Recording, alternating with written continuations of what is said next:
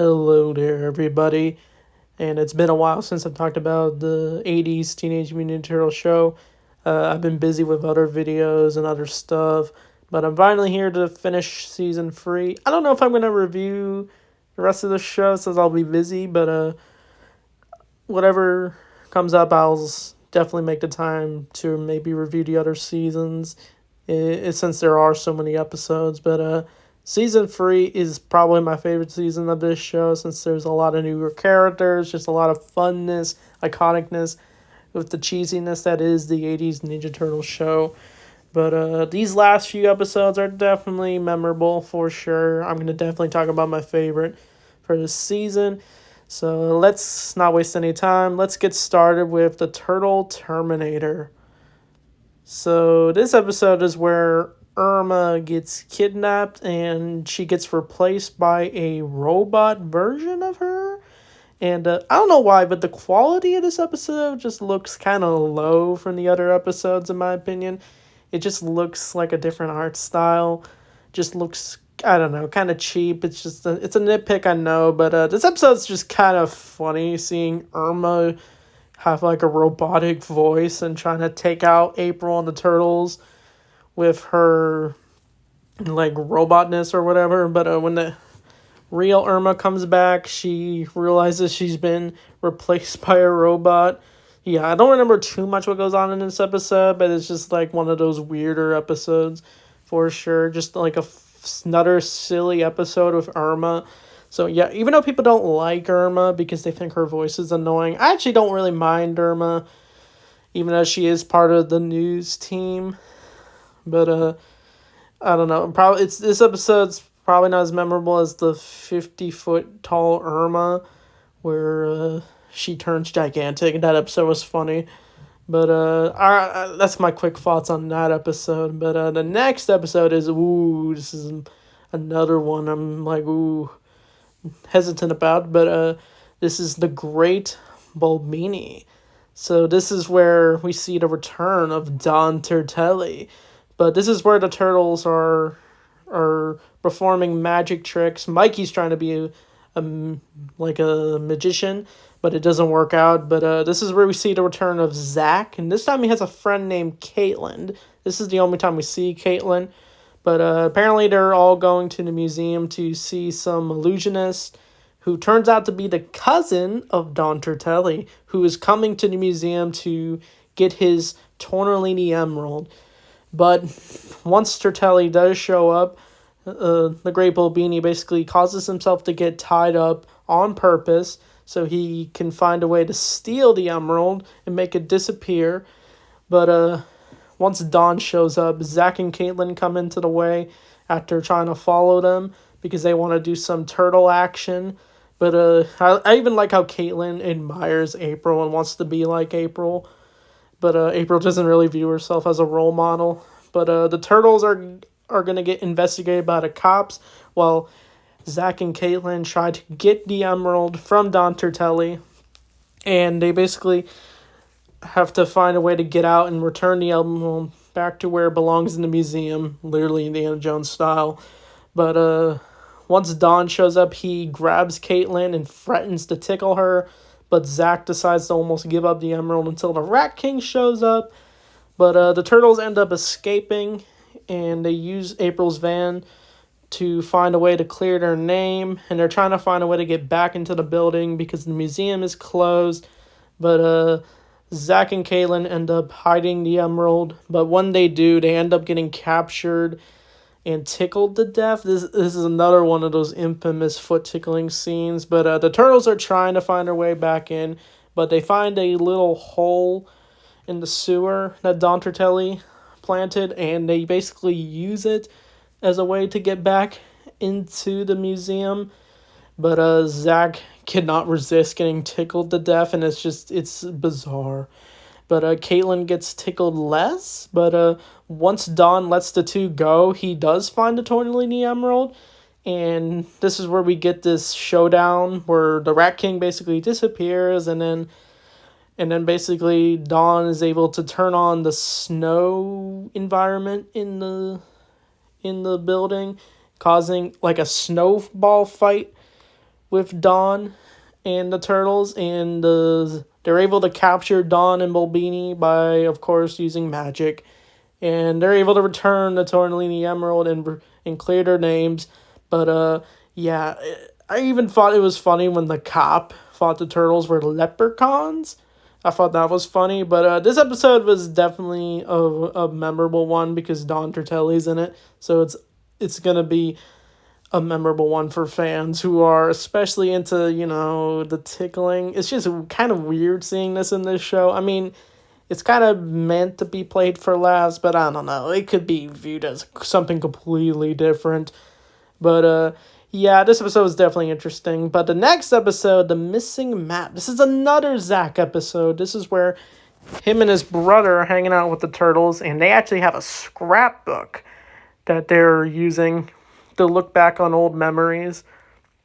But what it turns out is they have a map that basically leads to the Turtles' lair, and basically Zach's brother wants to use it so he can prove he can be another turtle, but when Bebop and Rocksteady show up after trying to find the Turtles, after Shredder sends them, they eavesdrop on the boys' conversation once Zach discovers that his brother Walt does have the map. And basically, this whole episode becomes like a goose chase to get this map so Shredder can find the Turtles' lair. And it leads to the Turtles meeting up with Walt after realizing what happened. But Zach ends up getting captured. And he actually goes to the Technodrome. And he, of course, is going to get his mind, experimented on by Krang. But with some malfunction, Zach is able to escape, and he actually almost falls into the lava of the Technodrome, which I thought was wild. Imagine, that's like a fatality right there. But Zach is able to save himself, of course, and he's actually able to somewhat take over the Technodrome for a little bit, until Zach finally does find a way to get back home, and it basically leads to a big chase over this map when Walt left it in one of the old cannons.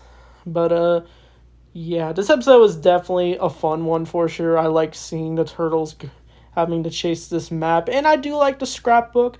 We even see an old pizza crust that Mikey had.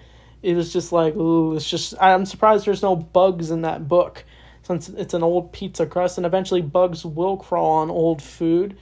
But that nitpicks aside, this episode was definitely fun. The next episode is The Gang's All Here. So this episode I definitely really like. This is where Mikey becomes human. Sort of. This is where, after stopping a mugging from an old lady, Bebop and Rocksteady are revealed to be the old lady in disguise, and they give the Turtles cookies, but Donnie's getting a little suspicious about what these cookies are. But during all this, April tries to get a scoop on gang-related activity, and so she decides to dress up as a gangster. And she actually looks like a rock star from the 80s. I thought that was nice. But when Donnie discovers what's in the cookies, they suspect it's something to do with Shredder, and so they throw away the cookies, and Donnie basically explains what the toxins can basically do, and Mikey wants to take advantage of this. So he tries the cookies, and he ends up turning human. But seeing Mikey as a regular human, it's just it was whatever. I don't know. I was expecting something different, but it's cool to see him in a Hawaiian shirt, and he basically hangs out in the New York area, and he bumps into the gangsters, and he basically is skateboarding. But of course, Shredder is trying to do something evil, of course, and the Turtles have to stop him. But they can't have Mikey tag along because they don't know yet that he's human. But once the Turtles do find out about this, basically Mikey finds out that he's a living bomb now. He basically is gonna explode because of the ooze. But Donnie, of course, has to make a cure, and he does. And it leads to a big battle with Shredder, of course, and the bad guys basically get away. In April's somebody, I think she gets the story, but they're able to cure Mikey. And I even liked how Mikey was barely able to fight because of his human body. But once he turns back into a turtle, he's able to just full on use that turtle power action. But yeah, the Gang's All Here was definitely one of the topper episodes of this season for sure. Just seeing Mikey human, it was hilarious. The next episode, I forget what it's called. I have to look. I think it's called the Grybix. So this is where we sort of get like a Gremlins like parody episode.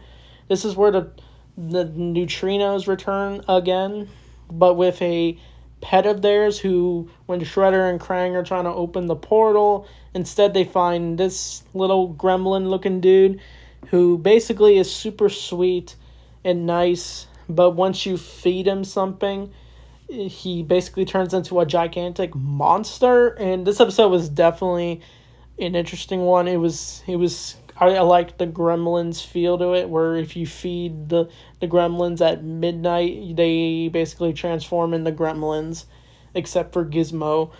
But yeah, the way this creature looked, he kind of reminded me of, I don't know, that one Boomerang show where it's like these, I don't know, cartoon characters who live underwater. I think you know what I'm talking about. I just don't. I'm having a brain fart over it. But yeah, this episode was definitely an interesting one. The Neutrinos, like I said, I think I've said many times that the Neutrinos weren't really my favorite characters of the Turtles. But seeing their lore with Dimension X is always interesting to see. But of course, when the Turtles do battle this creature, he just looks like something straight out of a horror movie, but also a parody if you really think about it. But once the creature does return home, everything's back to normal, of course.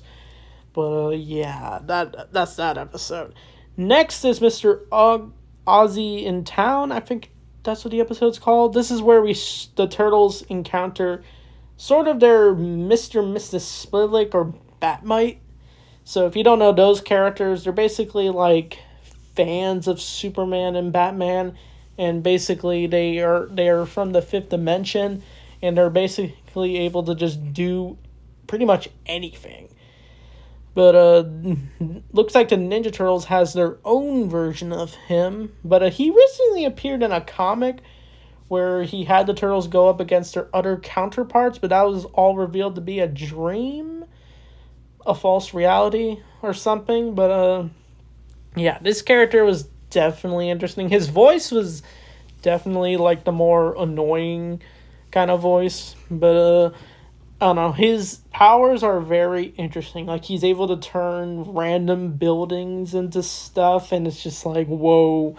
And we even see the Turtles in their suits, of course, and I thought that was interesting. But I forget what his weakness is. He's basically, I think it's similar to how you can beat Mr. Spillick, where you have to make him say his name backwards. But basically, I think they bore Mr. Ozzy enough that he basically disappears into his other dimension, never to be seen again. I don't know if he appears again in the show. I think he does return in one episode. But that episode was definitely interesting, for sure. But next is definitely the top episode for this season. Next is Shreddersville. So this is where the Turtles are bummed that Shredder got away again. And basically the Turtles are getting tired of constantly battling Shredder. And they think, what would it be like if they never were born? And Splinter warns them that saying this could be a bad thing. But this whole episode is a dream sequence where the Turtles are in a world where Shredder won, where the Turtles never were born, and he was able to take over Earth with Krang and basically run the entire city. And we even see the red sky. And the red sky would definitely be used in like the last 3 seasons of the show. So I thought that was like a little foreshadowing if you really think about it. But the Turtles basically are wondering what is going on. They go to Channel 6, but it's abandoned, of course. But they see April and Irma, who are basically dressed as hula dancers. And we even see like the human version of Bebop and Rocksteady, where instead of being mutated, they're human. It's cool to see their human appearances again, but it's wild that they're not mutated. And basically, this whole town is basically anti-mutant, and anytime someone sees the turtles, they immediately run away. But the turtles are realizing what could be going on. But once they do see the Technodrome, they basically bump into Zach, who's in this alternate universe, and they basically have to reintroduce themselves to Zach, and they basically have to find a way to get into the Technodrome, and with Zach's help, they're able to get in. But once they do get there, they meet with Krang, who's basically not even I think he's kind of the ruler of the place, but basically Shredder owns the town, and we even see his origin when we see Venom, who's in this universe, basically showing a TV screen of Shredder as a baby, and we even see him wear his helmet for some reason. But it turns out the whole plot twist of this is that Shredder hates ruling the world. So that's interesting because Shredder and Krang are obsessed with taking over the universe. But they realized that they would fail at it. But once the turtles realize that the Technodrome is going to explode after a malfunction, the episode ends with the turtles accidentally, when they decide to go back to Channel 6, but they almost fall into the ground, but they're trying to get saved by April and Irma, but this is where it's all revealed to be a dream. So this episode was definitely a memorable one. I like the dream aspect. Basically it's the Christmas Carol but without Christmas, or it's a Wonderful Life, but with the Ninja Turtles. I thought that was a nice twist on it. It was like a lighthearted version of it, since this is a kid show. But yeah, this is definitely one of the top episodes for sure. But the next episode is Bye Bye Fly. So Bye Bye Fly is where Baxter Fly returns, but this time he finds a little pyramid that is controlled by a supercomputer, and he basically is going to use this computer as his assistant. And Baxter tries to find a way to get revenge on his enemies, but when Bebop and Rocksteady and Shredder show up, basically Baxter finds a ray that he can use on Shredder. He basically turns Shredder into a fly. I thought that was funny, hearing James Avery do like a simple, quiet, like fly voice. I thought that was funny, but when the turtles do show up, when they realize what's going on, Mikey ends up getting zapped, and he becomes a Teenage Mutant Ninja gerbil. And we even hear Townsman Coleman do like a gerbil voice. I thought that was funny. But yeah, this episode is definitely an interesting one with the return of the Fly, who wants to cause as much mayhem as he can. But I almost thought Shredder was going to stay as a fly, since, last time he turned into something, he didn't turn back. Well, he did off screen, I guess, where he was turned into a baby in the Letterhead episode. But they're able to find a way to turn Mikey back by stealing the ray, and Shredder's able to turn back, of course, and I think they destroy the ray and basically send Baxter back into a dimension, and he doesn't return until in season 4. But that was an interesting return of Baxter Fly. But the next 3 episodes are basically the finale. This one is called The Big Ripoff, I'm pretty sure. This is where the last 3 episodes are basically just the big this, the big that. I forget.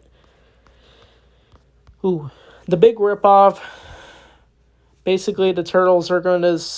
I think this is the one where the turtles sneak into the Technodrome, but instead they encounter like a group of robots, and we even see them disguise themselves as robots, as shown in this picture.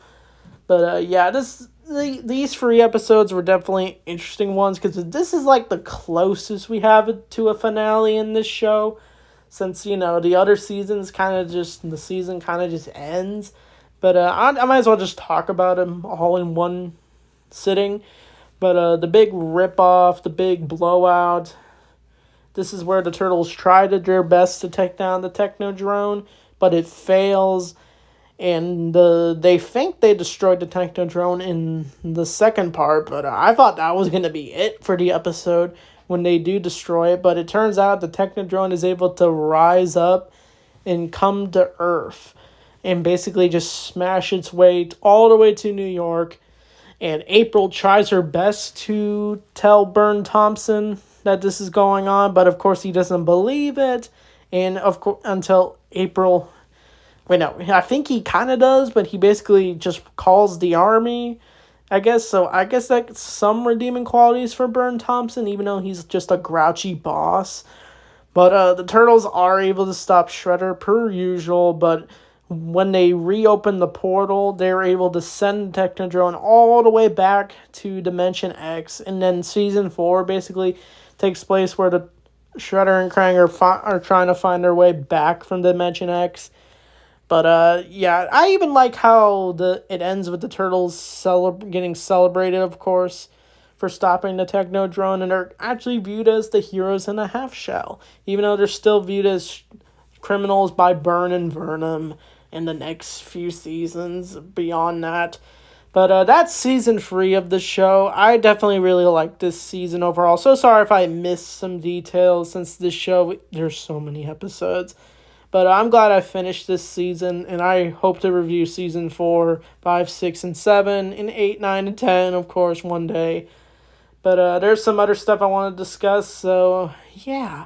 I definitely give this overall season probably an 8. You can kind of tell the show has a lot of errors, but overall, I think this show is a lot of fun. It defies a lot of childhoods for people, and it's still talked about to this very day, even though this show is like 3 decades old. But that's all I got to say about Teenage Mutant Ninja Turtles Season 3. So anyway, thanks for watching, and Turtle Power!